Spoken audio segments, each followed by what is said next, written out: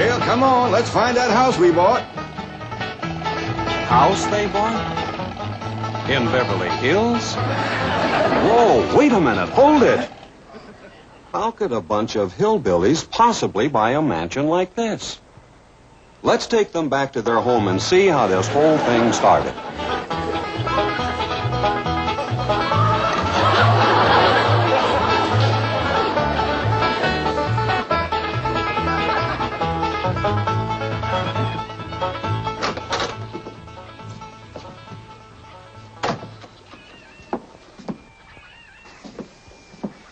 Jed, you gotta do something about that young'un of yourn.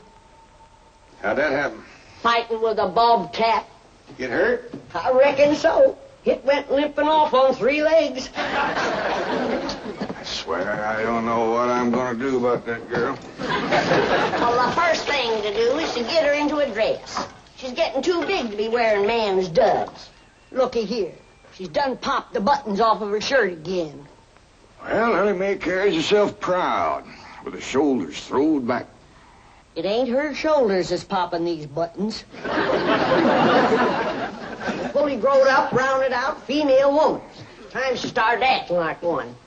Well, one of these days, some boy will come along and start courting her. They came courting when she was 12.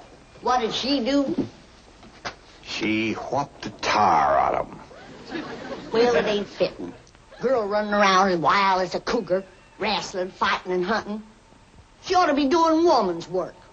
Helping me with the steel. Yeah. Well, I'll speak to her. Oh, that reminds me. Better go down and stomp out the fire under that mess.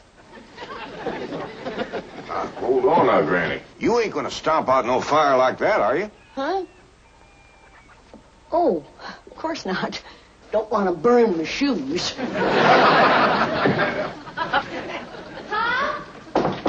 Granny! Somebody open the door.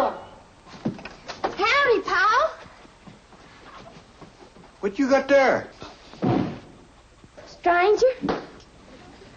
Where'd you get him? I beamed him with a rock. Sure. He was skulking around down by the slough. Figured he might be a revenuer. He ain't no revenuer. Then can I keep him? Of course not. Well, I caught him. That don't matter. Well, he won't be no trouble. I could keep him out in the smokehouse. Ellie Mae, you can't keep people like they were dogs and cats. Ooh. Ooh, ooh. Ow, ooh, that's hard.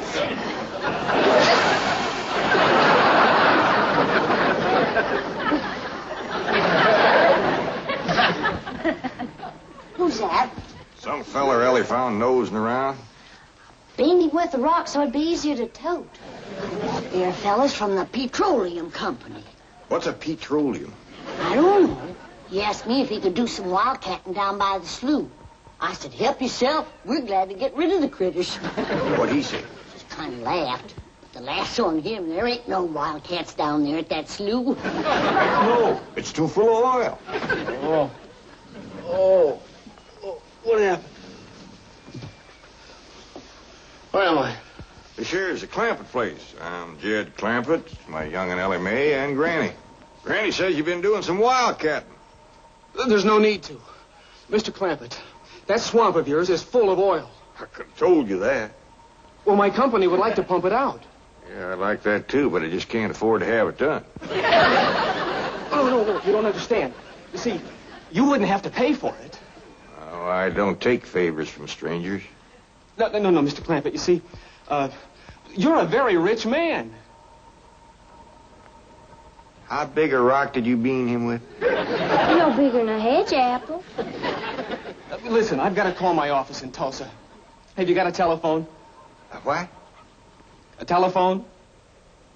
Or maybe one of your neighbors has one. It's well, down in this country, it's probably a box attached to the wall.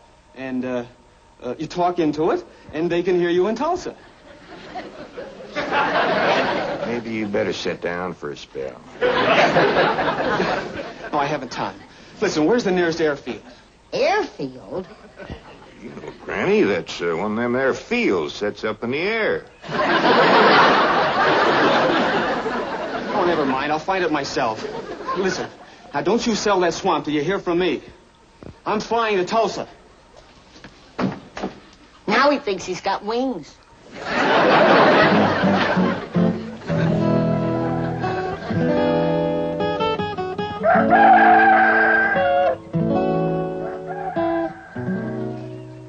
Morning, Granny. Watch them buttons, child. Granny! Them pigs of yours got into the corn. Did they drink much? I reckon they did. This here little fella was kicking blue blazes out of the mule. That's the trouble with razorbacks. They such a mean drunk. Yeah, this wouldn't happen if you'd stay in the house where you belong.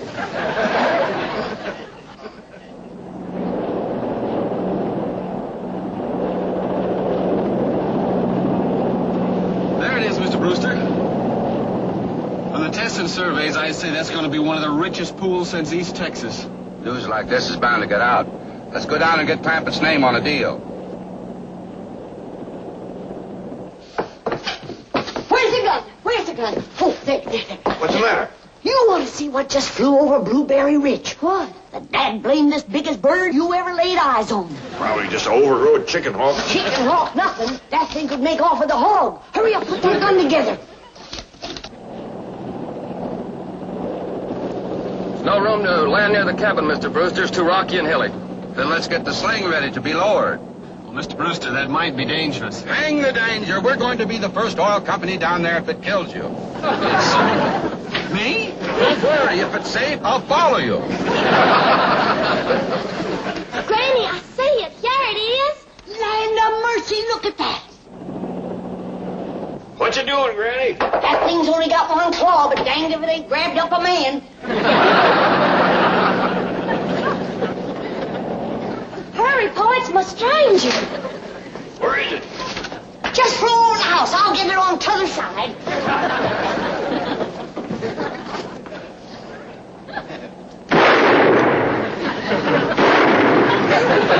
You kill it, Granny?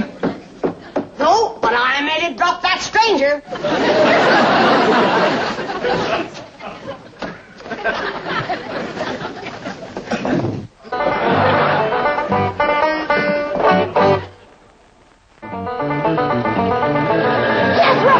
Stop this thing!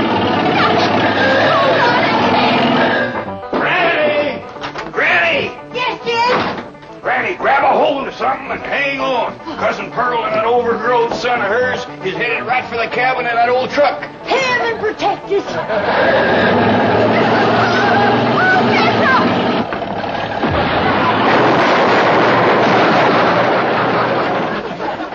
Did they hit us, kid? No, but I think they sure want the chicken house. Oh, Jed, I'm sure sorry about the chicken house, but nobody got hurt. Jethro, I told you to get rid of them worn-out brakes. I did, Ma. That's how come we ain't got none. Get on out and lift the chicken house back on its foundation. Jed? Jed, Ellie Mae came running over to my place, and she said you sold the swamp to some oil company.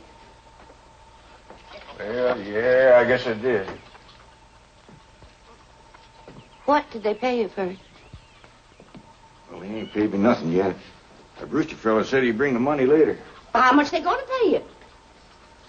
Well, he said I'd depend some on how much oil they could pump out. Well, he must have mentioned some figure. What was it? Now, Pearl, you know that old swamp. Well, shucks.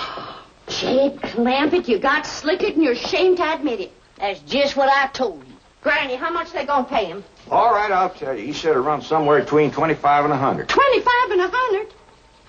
I know it don't sound like much, but Mr. Brewster seemed to set great store by the fact he's going to pay me in some new kind of dollars. There ain't no new kind of dollars. Well, it's new to me. I've heard of gold dollars, silver dollars, paper dollars, but he says he's going to pay me in, what do you call them, Granny?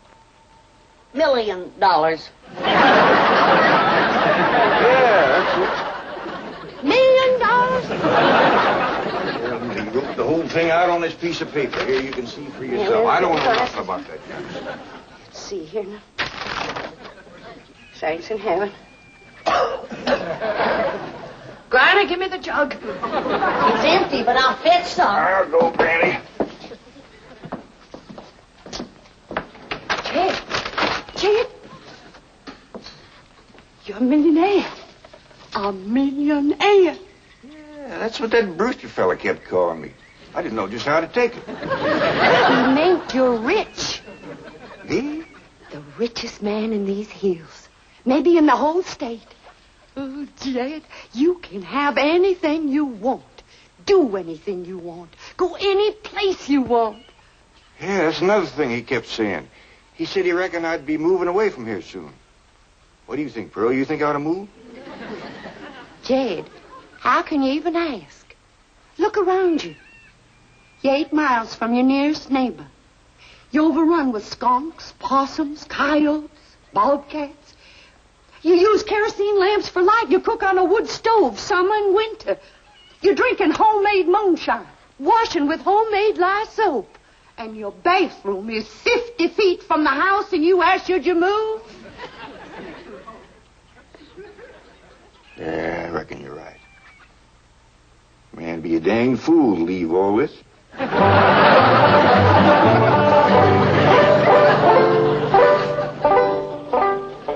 Oh, there you are, Jed. You misunderstood me. I meant you should move away. And you know where I'd go if I was you? Where? California. California? Yes, sir. Beverly Hills, California. Jed, remember the time that your pa took us to Eureka Springs to see the movie picture? Yeah. Well, the actors that make them movie pictures live in Beverly Hills. Go on. Yes, sir. Well, doggies. Ain't that be something? Living in the same neck of the woods with old Tom Mix. It sure would. And we could come visit you. You know what else they say about California? What? It don't get cold out there. What don't get cold out there? Nothing don't get cold out there. They don't have no snow or no ice. Can't they bring some in? They don't want it. That's why it'd be so good for Granny. Remember last winter when she slipped on the ice and broke her hip? Yeah, poor old woman. She was limping for 2 days. Well, that couldn't happen in California because they don't have no ice. How come? I don't know how come. But Granny'd sure like it, and we could visit you.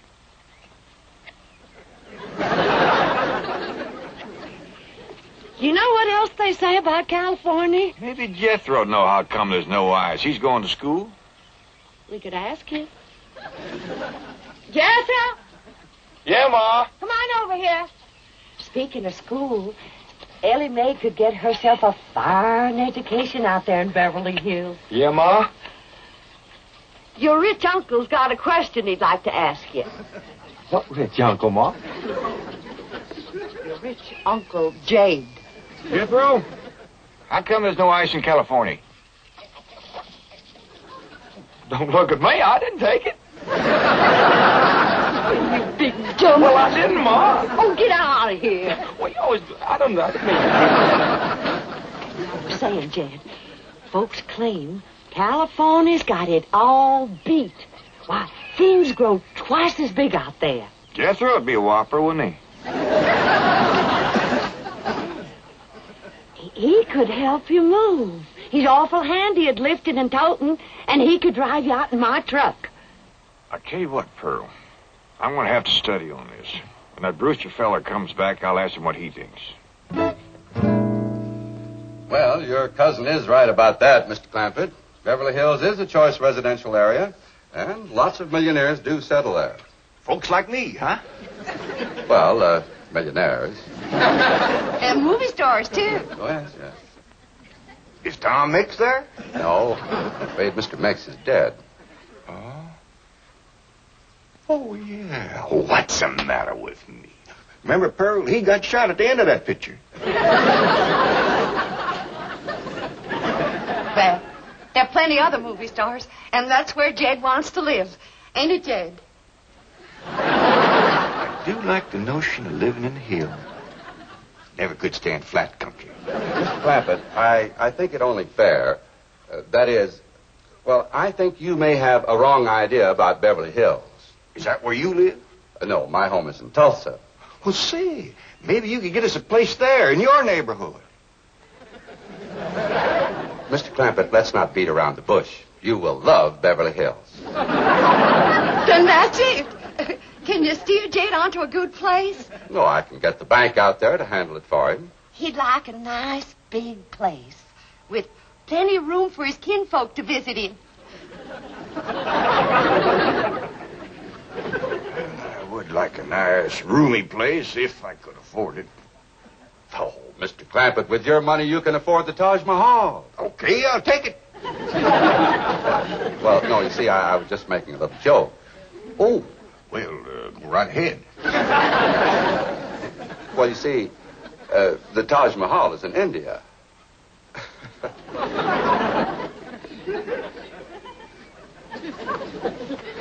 Mr. Brewster, you're a nice fella, but I've heard better jokes. Is the foreigner staying to supper? I'm ashamed to say I ain't asked him. How about it? Oh, I don't think so. Oh, no trouble. What you cooking tonight, Granny? Mustard greens and possum innards. Mm-hmm. Did you hear that, Mr. Brewster? Very clearly. Want to change your mind? Not this time. Well, if you should happen to come back tomorrow, we'll be having leftovers. That's the thing about possum innards. He's just as good the second day.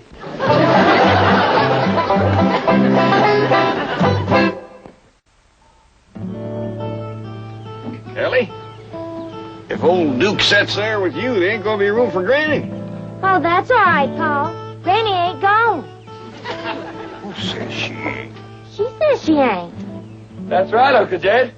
She's just sitting on the back porch in her rocker, and she says that's as close to California as you're gonna get her. We'll see about that. Danged if I ain't got me the muliest women folk.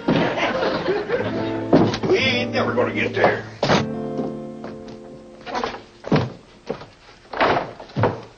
Now, what's all this nonsense about you ain't going to California? Ain't no nonsense to it. If the good Lord had wanted me in California, he'd have put me in California. Maybe he's just getting around to it.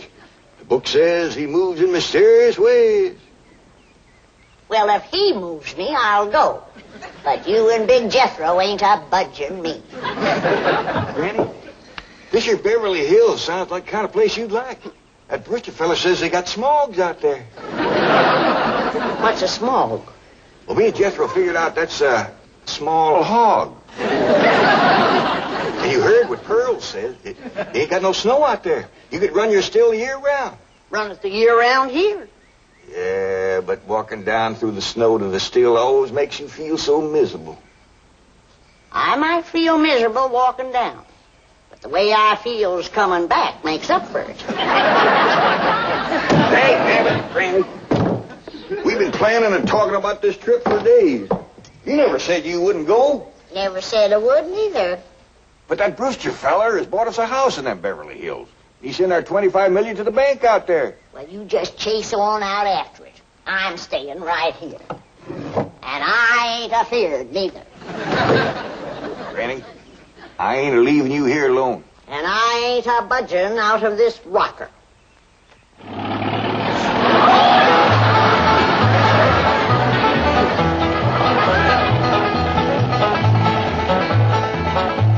Jethro, what does that sign say? It says Beverly Hills. You share that, Granny? We're dying. They call them hills? Why, we got moles that can push up higher ridges than that.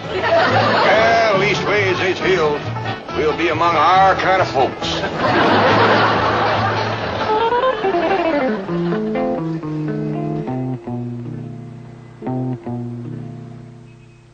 This deposit of $25 million to the account of J.D. Clampett. J.D.? As in Rockefeller. Elevates us to third position in capital assets and assures our bank of... Come in. Oh, I'm sorry to interrupt, Mr. Drysdale. All right, Taylor.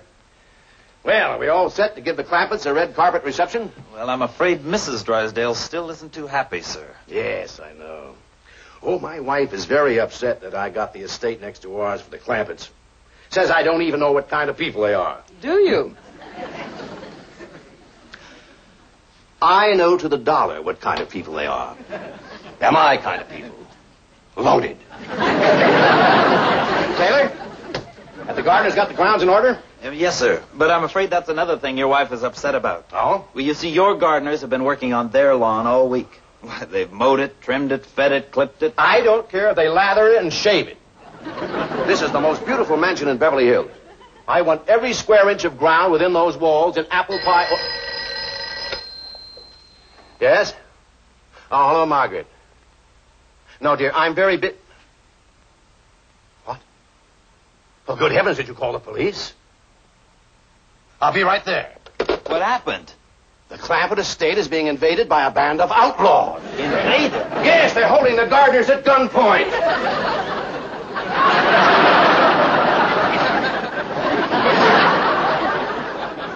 Sure is lucky we come along when we did. That's the truth. The way they were slipping through that gate, another 5 minutes and that whole darn prison would have been empty. Jethro, you sure that's a prison? Yeah, Uncle Jed.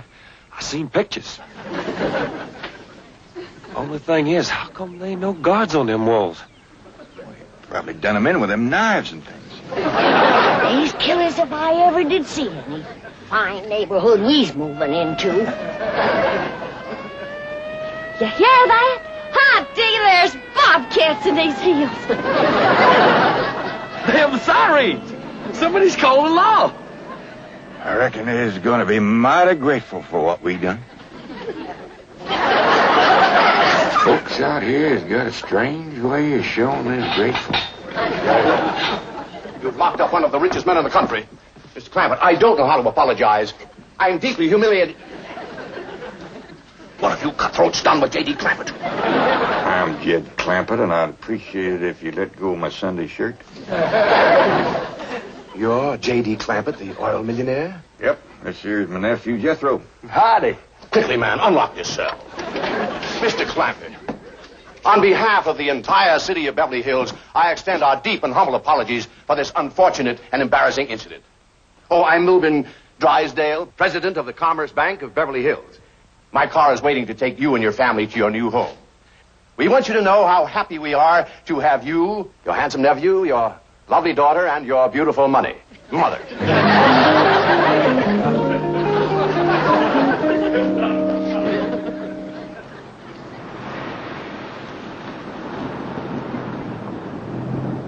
a minute! Stop this car! Mr. Drysdale, you tricked us. You just took us out of jail so you could bring us back up here to prison. Head for the hills, everybody! Oh,